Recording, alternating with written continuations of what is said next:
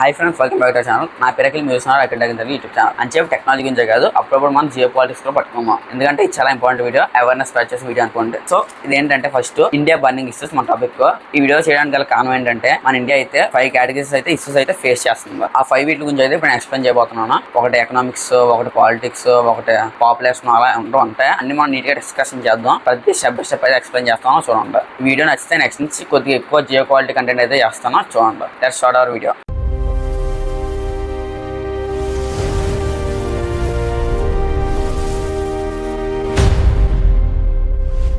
First one వచ్చేసి economic issues. Economic issues అనగానే మనకు గుర్తు రావాల్సింది ఏంటి? అన్ఎంప్లాయ్మెంట్, ఉద్యోగాలు లేకపోవడం. లక్షలాది మంది ఎడ్యుకేషన్ అయితే కంప్లీట్ చేశారు, కానీ వాళ్ళకి నాణ్యమైన ఉద్యోగాలు అయితే లేవు. ఎందుకంటే స్కిల్ గ్యాప్ వలన. స్కిల్ గ్యాప్ అంటే ఫర్ ఎగ్జాంపుల్ ఒక పర్సన్ డిగ్రీ కంప్లీట్ చేశాడు అనుకోండి, కానీ ఆ పర్సన్ డిగ్రీ కంప్లీట్ చేశాడు, కానీ ఆ పర్సన్ కి కోడింగ్ రాదు, కమ్యూనికేషన్ కోసం ఇంగ్లీష్ లాంగ్వేజ్ రాదు, డిజిటల్ స్కిల్స్ లేవు, అండ్ టెక్నాలజీ మీద అవగాహన లేదు, ప్రాబ్లమ్ సాల్వింగ్ స్కిల్స్ కూడా లేవు. సో అందుకే అతనికి అయితే జాబ్స్ అయితే లేవు. దీనివల్ల ఇంపాక్ట్ ఏంటంటే మన యూత్ అయితే నిరాశపడతారు, వాళ్ళ ఫ్యామిలీ మీద అయితే ఆర్థిక భారం అయితే పడుతుంది. ఆర్థిక భారం అనగా ఫైనాన్షియల్ బర్డెన్. మరి దీనికి సొల్యూషన్ ఏంటంటే స్కిల్ బేస్డ్ ఎడ్యుకేషన్ ఇవ్వడం, వొకేషనల్ ట్రైనింగ్ ఇవ్వడం, ఇంటర్న్షిప్స్ ఇవ్వడం, స్టార్ట్అప్స్ మరియు కొత్త ఇండస్ట్రీస్ అయితే నిర్మించడం. ఇవన్నీ ఎడ్యుకేషన్ తో పాటు జరిగితే స్కిల్ గ్యాప్ ఉండదు, దానివల్ల అన్ఎంప్లాయ్మెంట్ కూడా ఉండదు. అన్ఎంప్లాయ్మెంట్ తో పాటు పవర్టీ ఈ రోల్ అయితే ప్లే చేస్తుంది. ఇండియా పవర్టీ ఏంటి బ్రో అని చెప్పి చాలా మంది ఆశ్చర్యపడతారు. ఎందుకంటే జీడీ ప్రకారం అయితే 6th ప్లేస్ అయితే ఉంది, $4.15 ట్రిలియన్ అయితే ఉన్నాయి. బట్ స్టిల్ ఎందుకు ఇండియా పవర్టీ ఫేస్ చేస్తుందంటే ఇన్కమ్ ఇన్ఈక్వాలిటీ వలన. ఇదేంటి కొత్తగా విన్నట్టుంది కదా, ఈ పేరు విని కాసేపు ఆలోచిస్తే మీకు అర్థమవుతుంది.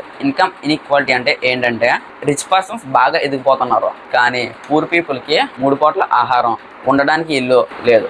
అంటే ఏంటి? రిచ్ పీపుల్ ఎదిగిపోతున్నారు, పూర్ పీపుల్ కావాల్సినవి కూడా దొరకట్లేదు. దీన్నే ఇన్కమ్ ఇన్ఈక్వాలిటీ అంటారు. ఒకవేళ ప్రతి ఒక్కరికి ప్రతి సమయంలో అవసరపడే రైస్, ఆయిల్, సాల్ట్ వంటివి ఖరీదు పెరిగితే అది ఎవరి మీద ఎఫెక్ట్ చూపెడుతుంది? రిచ్ పీపుల్ మీద ఎఫెక్ట్ చూపెడుతుందా? సమస్య లేదు. పూర్ అండ్ మిడిల్ క్లాస్ వాళ్ళ మీద ఎఫెక్ట్ చూపెడుతుంది. మరి దీనికి సొల్యూషన్ ఏంటి బ్రో అంటే సొల్యూషన్ ఉంది. ఉపాధి అవకాశాలు ఇవ్వాలి, అంటే ఎంప్లాయ్మెంట్ పెంచాలి, సోషల్ సెక్యూరిటీ పెంచాలి, క్వాలిటీ ఎడ్యుకేషన్ అయితే ప్రతి ఒక్కరికి చెందేలా చూడాలి, హెల్త్ కేర్ అఫోర్డబుల్ ప్రైస్ కి దొరకాలి. సెకండ్ వన్ వస్తే సోషల్ ఇష్యూస్. మహిళల భద్రత, మహిళలపై harassment, domestic violence, sexual violence అయితే జరుగుతున్నాయి. ఇవన్నీ జరుగుతున్నాయి. ఇది జరగకుండా ఆపాలి. చట్టాలు పెట్టడమే కాదు, ఫర్ ఆల్ గర్ల్స్, లేడీస్ అందరికీ ఎడ్యుకేషన్, జాబ్స్ ఎక్సెట్రా అన్ని బాయ్స్ తో ఈక్వల్ గా ఇవ్వాలి. అంటే కొంతమంది ఫ్యూచర్ లో ఏమనుకున్నారు, బాయ్స్ కి ఎడ్యుకేషన్ చాలు, గర్ల్స్ కి ఎడ్యుకేషన్ అవసరం లేదు, బాయ్స్ కి జాబ్స్ చాలు, గర్ల్స్ కి జాబ్స్ అవసరం లేదని. అలా ఉండకూడదు. Women's and men's are equal అన్నట్టు ఉండాలి. ఇక విలేజెస్ లో ఏం జరిగిందని మాట్లాడుకున్నట్లయితే, విలేజెస్ లో సరైన స్కూల్స్ లేవు, హైలీ క్వాలిఫైడ్ టీచర్స్ లేరు, ల్యాబొరేటరీస్ లేవు, అంటే ల్యాబ్స్ లేవు, డిజిటల్ ఫెసిలిటీస్ లేవు, స్పెషల్ హెల్త్ కేర్ లేదు.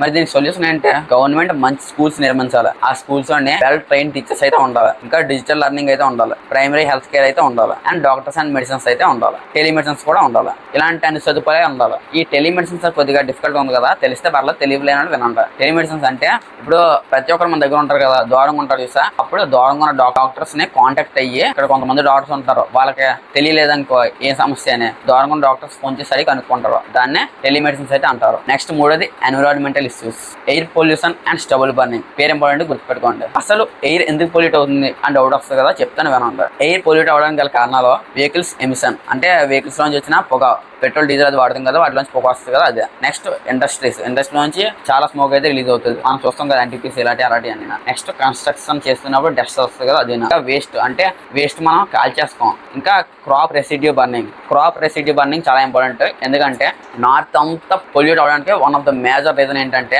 ఫర్ ఎగ్జాంపుల్ ఒక క్రాప్ తీసుకోండి, వరి తీసుకోండి, వరి సగం వస్తారు, పైది ఇంపార్టెంట్, కింద అన్ఇంపార్టెంట్, మీన్స్ అవసరం లేదు. ఆ అవసరం లేనిది ఏం చేస్తున్నారు? కాల్చేస్తున్నారు. కాల్చడం వల్ల ఎంత స్మోక్, ఎంత డస్ట్, అదైతే నార్త్ అంతా పొల్యూట్ చేస్తుంది. మరి దీనికి సొల్యూషన్ ఏంటి అని అడిగితే, పంట వ్యర్థాలను అయితే మనం కాల్చకూడదు. మరి కాల్చకపోతే దాన్ని ఏం చేస్తాం అని అడుగుతారు కదా, ఏం చేయాలంటే ఆ పంట వ్యర్థాన్ని కంపోస్ట్ చేయాలి, బయోఫ్యూయల్ కింద కన్వర్ట్ చేయాలి, బయోమాస్ ఎనర్జీని తయారు చేయాలి, యానిమల్స్ కి ఫీడ్ చేయాలి, ఇతర అగ్రికల్చర్ యూజెస్ కూడా వాడుకోవచ్చు. అలా వాడుకోవాలి, అంతేగాని మనం కాల్చకూడదు. అలా కాల్చడం వల్ల నార్త్ అంతా పొల్యూట్ అయింది. సో ఆ తప్పు ఇకపై నుంచి ఎవరు చేయరు. Next one of the major important point, water స్కేసిటీ. Water unlimited resource కాదు. ఇప్పుడు మన చుట్టూ ఏం జరుగుతుంది?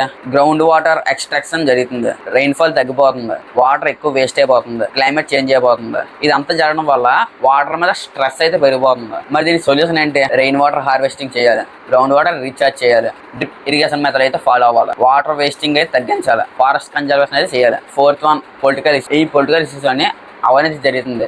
అంటే కరప్షన్స్ జరుగుతున్నాయి. మనం ఆలోచిస్తాం గవర్నమెంట్ స్కీమ్స్ మనకు తెస్తున్నాయని, కాకపోతే అక్కడ టోటల్ మనీ మన దగ్గరకు వస్తుందా అంటే డౌటే. ఒకవేళ గవర్నమెంట్ అక్కడ మనకి ఎక్కువ డబ్బులు పంపిస్తుంది, మన దగ్గర తక్కువ డబ్బులు వస్తున్నాయి అంటే అప్పుడు యూజ్ ఏంటి పంపించి ఎక్కువ డబ్బులు? అప్పుడు అక్కడికే గవర్నమెంట్కి మనకే ప్రాబ్లం, మధ్య వ్యక్తికి ఎంజాయ్మెంట్. సో అందుకే transparency, digital service, direct benefit transfer, strong auditing, accountability వంటి వ్యవస్థలు అవసరం. ఏంటి కొత్తగా విన్నట్టు ఉన్నాయి కదా, మీకు తెలిస్తే పర్లేదు, తెలియకపోతే వినండి. ట్రాన్స్పరెన్సీ అంటే మనం నిజాయితీ, మనం ట్రాన్స్పరెంట్ గా ఉండాలంటారు కదా, అంటే ఏదైనా తప్పు చేస్తే అంటే చెప్పేయాలి అండ్ నిజాయితీగా ఉండొచ్చు, చాలా మనం అనుకోవచ్చు.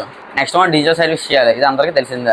డిజిటల్ బెనిఫిట్ ట్రాన్స్ఫర్ మాక్సిమం అందరికీ తెలుసు, డీబీటీ అంటారు కదా, అంటే గవర్నమెంట్ డైరెక్ట్ గా మన అకౌంట్లో వేయాలి, మధ్యలో ఎవరికి ఆ సంబంధం ఉండకూడదు, అలా ఉండాలి. నెక్స్ట్ మనం స్ట్రాంగ్ ఆడిటింగ్, మన గవర్నమెంట్ ఎవరికైనా ఏదైనా ఇచ్చి వేరే వాళ్ళకి ఇమ్మంటే ఆ మధ్యలో ఉంటాడు చూసా, వాడిని అయితే బాగా క్వశ్చనింగ్ చేయాలి, లెక్కలు అడిగితారు చూసా, దాన్ని ఆడిటింగ్ అయితే అంటారు. నెక్స్ట్ అకౌంటబిలిటీ, అంటే ఏదైనా తప్పు చేస్తే తప్పుకోవడం, ఆ విధంగా అయితే మీనింగ్ అయితే వస్తుంది. నెక్స్ట్ వన్ ఇన్ఫ్రాస్ట్రక్చర్, మన భారతదేశంలోనే అర్బనైజేషన్ అయితే చాలా తొందరగా అయితే పెరిగిపోతుంది. జనాలు విలేజ్ నుంచి సిటీకి అయితే మైగ్రేట్ అవుతున్నారు. దీంతో సిటీస్ లో పాపులేషన్ పెరిగిపోతుంది, వెహికల్స్ పెరిగిపోతున్నాయి, ట్రాఫిక్ పెరిగిపోతుంది, హౌసెస్ కి డిమాండ్ పెరిగిపోతుంది, వేస్ట్ పెరిగిపోతుంది, వాటర్ డిమాండ్ పెరిగిపోతుంది.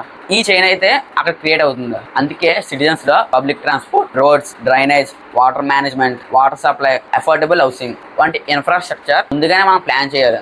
నెక్స్ట్ లాస్ట్ అండ్ ఇంపార్టెంట్, మన అందరికీ తెలిసిందే, పాపులేషన్ ఇష్యూస్. కొంతమంది ఏమంటారు, చిన్న ప్రాబ్లం వచ్చినా సరే పెద్దదానికి పాపులేషన్ మీద దోహేస్తారు. ఏదైనా ప్రాబ్లం అన్నాక మనం వెళ్ళి పాపులేషన్ వల్ల ప్రాబ్లమ్స్ ఉన్నాయి, కానీ ప్రతిదీ పాపులేషన్ మీద తోసేయడం అయితే తప్పు. Population plus resource management plus government plus education plus technology plus employment plus urban planning, ఇవన్నీ కలిసికట్టుగానే ప్రాబ్లమ్స్ అయితే జనరేట్ చేస్తాయి, ప్రాబ్లమ్స్ ని సాల్వ్ చేస్తాయి. దేనికైనా సరే ఇవే హీరో అయితే ప్లే చేస్తాయి. ఈ 5 ఇష్యూస్ అయితే చెప్పాను కదా. ఇప్పుడు కొన్ని పనులు అయితే ఉంటాయి, ఇంకా వీడియో అయిపోలేదు. ఇప్పుడు కొన్ని పనులు అయితే ఉంటాయి, అవి కొన్ని గవర్నమెంట్ చేయాల్సి, కొన్ని సిటిజన్స్ అనగా మనం చేయాల్సి. ఫస్ట్ గవర్నమెంట్ చేయాల్సి చూద్దాం. గవర్నమెంట్ మంచి పోలీస్ సిస్టమ్ అయితే ఇంప్లిమెంట్ చేయాలి అండ్ క్వాలిటీ ఎడ్యుకేషన్ అయితే ప్రతి ఒక్కరికి అందించాలి. ఎంప్లాయ్మెంట్ జనరేషన్ అయితే చేయాలి, ఇది చాలా ఇంపార్టెంట్. మన రీసెంట్ గా మనకు తెలిసిన మినిస్టర్ అయితే మీరు ఎడ్యుకేషన్ కంప్లీట్ చేసుకుని వేరే దేశం వెళ్ళమని అయితే చెప్పాడు. It very clearly indicates that, ఇది చాలా క్లియర్ గా ఇండికేట్ చేస్తుంది ఏంటి, మన ఇండియాస్ లో ఎంప్లాయ్మెంట్ జనరేషన్ అయితే జరగట్లేదు, ఎంప్లాయ్మెంట్ జనరేషన్ అయితే జరగాల. Next health care, infrastructure, pollution control, transport, ఇవన్నీ అయితే గవర్నమెంట్ అయితే చూసుకోవాలి. ఇప్పుడు నేను చెప్పిన నెక్స్ట్ మనం చేయాల్సిన పనులు ఏంటంటే వాటర్ వేస్ట్ చేయకూడదు, వేస్ట్ ఎక్కడ పడితే అక్కడ పడేయకూడదు, పొల్యూషన్ తగ్గించాలి, రెస్పెక్ట్ ఉమెన్స్, మన ఓటుని మనం వినియోగించుకోవాలి, పబ్లిక్ ప్రాపర్టీని సేవ్ చేయాలి. వీడియో ఇక్కడ చూసారంటే పక్క మీకు నచ్చిందని అర్థం. సో ఇలాంటి మరికొంత ఇంట్రెస్టింగ్ ఇన్ఫర్మేషన్ కోసం అయితే ఇప్పుడు మన ఛానల్ సబ్స్క్రైబ్ చేసి ఫాలో అవుతుంటే ఇది ఇవాళ వీడియో నచ్చితే కంటిన్యూ కమెంట్ చేయండి. కనీసం వారానికి ఒకటానికి సరే జియో పాలిటిక్స్ వీడియో చేస్తాను, కానీ ఇదైతే మనం టెక్ ఛానల్ ముందు చెప్తున్నాను. అప్పుడప్పుడు ఇలాంటి వీడియోస్ అయితే వస్తాయి, మాక్సిమం టెక్నాలజీ సంబంధించిన వీడియోస్ వస్తాయి. వీడియో ఎక్కడ చూస్తారంటే పక్కా మీకు నచ్చిందని అర్థం. సో మా ఛానల్ అయితే ఇప్పుడే సబ్స్క్రైబ్ చేసి ఫాలో అవుతుండే. And final thanks for watching. By by now, జై హింద్.